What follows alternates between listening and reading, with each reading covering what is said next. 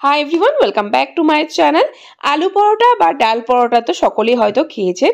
এই ঠান্ডার দিনে স্পেশাল এই মূলোর পরোটা একবার ট্রাই করতে পারেন, দারুণ লাগে খেতে আর বানানো খুবই সহজ। তো কিভাবে বানিয়েছি চলুন রেসিপিটি শুরু করা যাক। মূলোর পরোটা তৈরি করার জন্য পরোটার জন্য আগে আটার ডোটা মেখে নিতে হবে।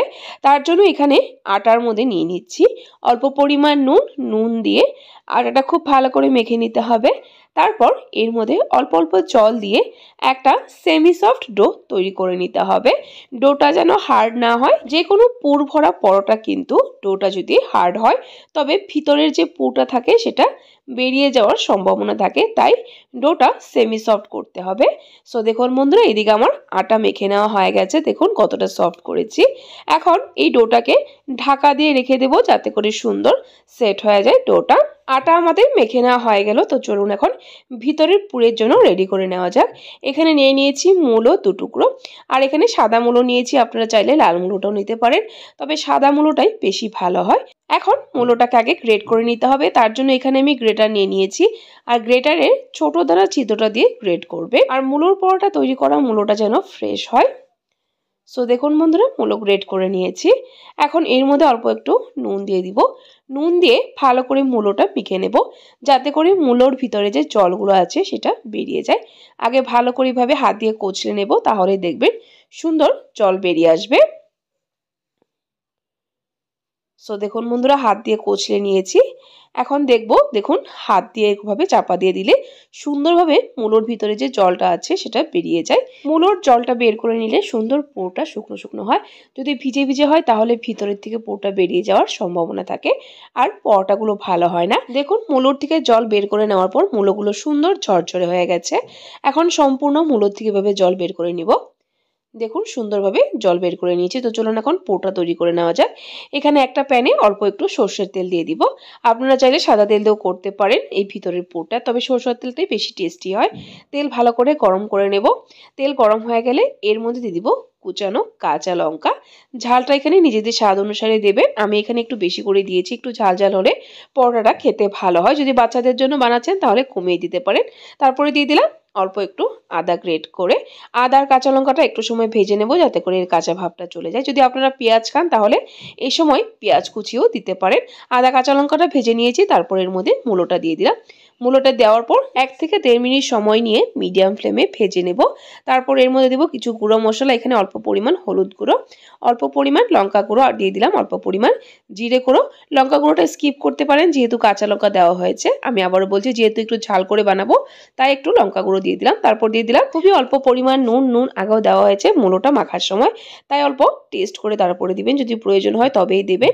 নুন দিয়ে ভালো করে নেড়েচেড়ে মিক্স করে নেওয়ার পর লাস্ট দেব বেশ কিছুটা ফ্রেশ ধনে পাতা কুচানো দেওয়ার পর ভালো করে নেড়েচেড়ে মিক্স করে নিলেই তৈরি হয়ে গেল আমাদের পুরটা বেশি সময় কিন্তু ভাজবেন না, নইলে কিন্তু ভালো লাগবে না খেতে। দেখুন আমাদের পুর তৈরি হয়ে গেছে। এখন গ্যাসের ফ্লেম বন্ধ করে ঠান্ডা করে নেব। সো বন্ধুরা দেখুন এদিকে আমার পুর ঠান্ডা হয়ে গেছে। তো চলুন এখন পরোটাগুলো তৈরি করে নেওয়া যায়। এখানে ডোর থেকে একটা লেচি কেটে নিয়েছি পরোটার জন্য। যতটা বড় করবেন সেই হিসেবে পরোটার লেচি নেবেন। তারপর এভাবে বাটির শেপে তৈরি করে নেব। দেখুন সাইড দিয়ে এভাবে পাতলা করে নেব। দেখুন পাটির শেপে তৈরি করে নিয়েছি। এখন মাঝখানটাতে পুর দিয়ে দিব এভাবে করে। পুরটা কিন্তু বেশ বেশি করে দেব যাতে করে ভালো লাগে পরোটাটা খেতে। পুরটা দিয়ে এভাবে প্রেস করে দেব যাতে করে ভিতরে চলে যায়। দেখুন ঠিক এরকম করে হালকা হাতে দেখুন, তাহলে কিন্তু অনেকটা পুর ভরানো যায়, আর পরোটাটা খেতেও তখন ভালো লাগবে পুর বেশি হলে। দেখুন ঠিক এরকম করে প্রেস করে দেব। তারপর এইভাবে মুখটা বন্ধ করে দেব। চারপাশের থেকে এভাবে তুলে নিয়ে মুখটা বন্ধ করতে হবে। দেখুন এভাবে বন্ধ করে দিয়েছি। আর বাকি যে বেশি ভাগ আছে সেটা বের করে দেবো এভাবে করে। দেখুন এভাবে কেটে নিয়ে আসব। দেখুন আমাদের লেচিটা তৈরি হয়ে গেল। পুরোটা সুন্দরভাবে ভরা হয়ে গেছে। এখন আবারও গোল করে নেব। তারপর একটা জায়গায় এভাবে হাত দিয়ে প্রেস করে দেব যাতে করে ভিতরের যে পুরটা আছে সেটা চারপাশে এভাবে ছড়িয়ে যায়। যতটা পারা যায় এভাবে হাত দিয়ে প্রেস করে করে বড় করে নেব। পরোটাটা ছড়িয়ে দেব। তারপর একটু আটা লাগিয়ে হালকা হাতে খুব হালকা করে বেলে নেব। সো দেখুন বন্ধুরা, পরোটা আমাদের বেলে নেওয়া হয়ে গেছে। তো চলুন এখন পরোটা ছেঁকে নেওয়া যাক। তাওয়া গরম করে নিয়েছি। এখন তাওয়ার মধ্যে দিয়ে দিলাম আগে তেল বা ঘি ছাড়াই শুকনো করে ছেঁকে নেব, তারপরে তেল বা ঘি লাগাবো। দেখুন শুকনো করে দুপাশে সুন্দরভাবে ছেঁকে নিয়েছি। এখন উপরে ঘি লাগিয়ে দিচ্ছি, আপনারা চাইলে সাদা তেলও দিতে পারেন। দেখুন সুন্দরভাবে কিন্তু পরোটা ফুলে উঠেছে। দেখুন ঘিটা লাগানোর পর কিন্তু বেশ ভালো করে ফুলে উঠেছে পরোটা।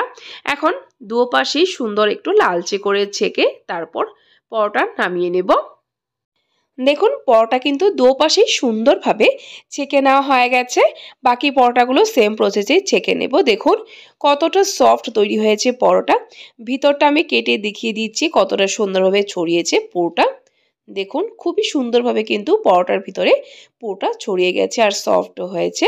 যারা মূলো খেতে পছন্দ করে না তাদেরকে এইভাবে বানিয়ে খাওয়াবেন, তাহলে এই মূলোর স্বাদ কখনো ভুলবেন না। সো বন্ধুরা, আমার আজকের এই রেসিপিটি কেমন লাগলো কমেন্ট করে জানাতে ভুলবেন না। যদি ভালো লেগে থাকে তাহলে একটা লাইক দিতেও ভুলবেন না। আর এরকম নিত্য নতুন রেসিপির আপডেট পাওয়ার জন্য আমার চ্যানেলটাকে সাবস্ক্রাইব করে দিবেন। সাবস্ক্রাইব করে পাশে থাকা বেল আইকনটা ক্লিক করে অল করে দিবেন, তাহলে আমার চ্যানেলে যখনই কোনো নতুন রেসিপি আসবে নোটিফিকেশন আপনাদের কাছে পৌঁছে যাবে। ভিডিওটি সম্পূর্ণ দেখার জন্য অসংখ্য ধন্যবাদ। ভালো থাকবেন, সুস্থ থাকবেন।